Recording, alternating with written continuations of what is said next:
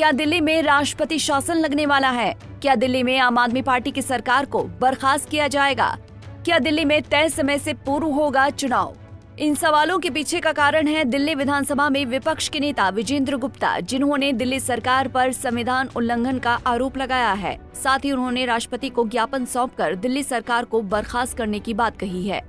दरअसल दिल्ली विधानसभा में विपक्ष के नेता विजेंद्र गुप्ता ने संविधान के कथित उल्लंघन के लिए आम आदमी पार्टी सरकार को बर्खास्त किए जाने की मांग को लेकर भारतीय जनता पार्टी विधायकों के साथ राष्ट्रपति द्रौपदी मुर्मू को ज्ञापन सौंपा।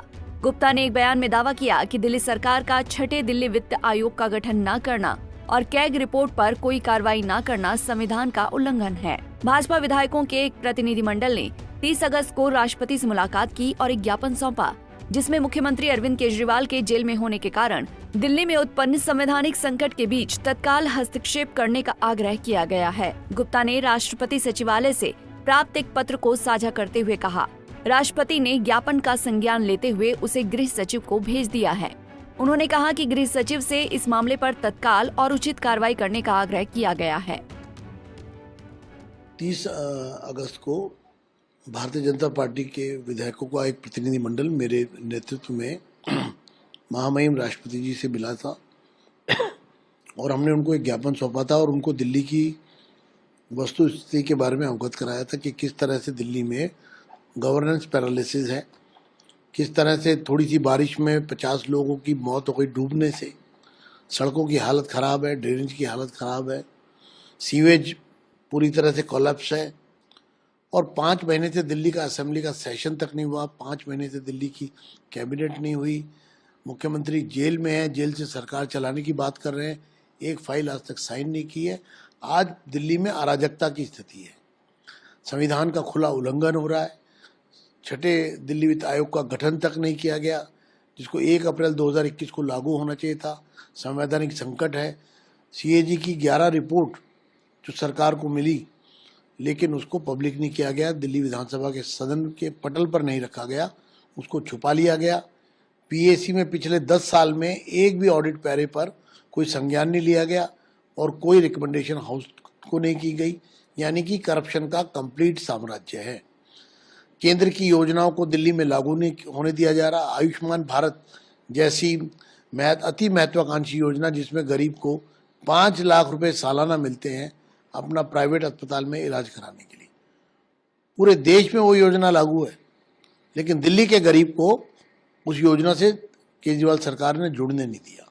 इसी तरह पीएम अभीम योजना जिसके अंतर्गत दिल्ली में लेबोरेटरीज और क्रिटिकल केयर ब्लॉक जो है वो सब बनाए जाने थे। वहीं इस पर अब आम आदमी पार्टी के नेता राज्यसभा सांसद संजय सिंह ने कहा है कि बीजेपी राष्ट्रपति शासन लगाने की मांग कर पहले ही हार स्वीकार कर चुकी है।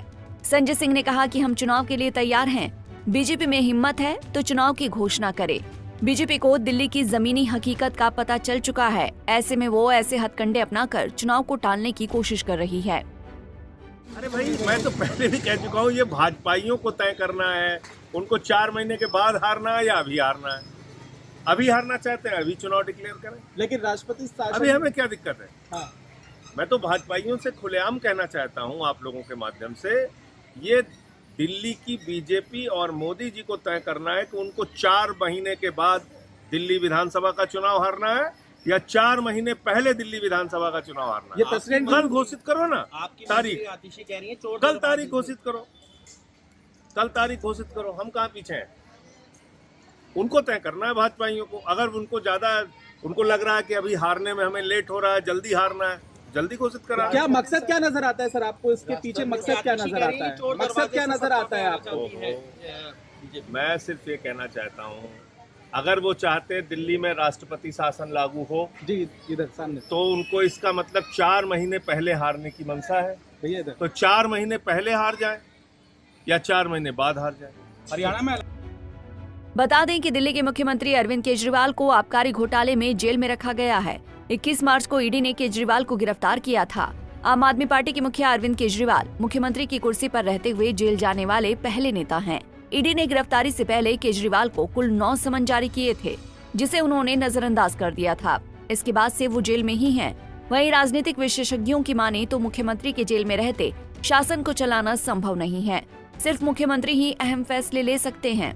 दिल्ली जैसे केंद्र शासित प्रदेश में मुख्यमंत्री के अधिकार सीमित हैं और उपराज्यपाल के पास भी कई तरह के अधिकार हैं, लेकिन मुख्यमंत्री के जेल में रहते सरकार को चलाना संभव नहीं है। आम आदमी पार्टी शुरू से ही जेल से सरकार चलाने की बात कहती रही है। ऐसे में अब गृह मंत्रालय को तय करना है कि दिल्ली में राष्ट्रपति शासन लगाना है या नहीं। वहीं इस समय देश के कई राज्यों में विधानसभा चुनाव होने वाले हैं। इसमें हरियाणा में आम आदमी पार्टी चुनाव लड़ने जा रही है। हरियाणा में आम आदमी पार्टी केजरीवाल के नाम पर चुनाव लड़ रही है। केजरीवाल हरियाणा के रहने वाले हैं। ऐसे में उनकी पार्टी केजरीवाल के नाम पर जन भावनाओं को भुनाना चाहती है।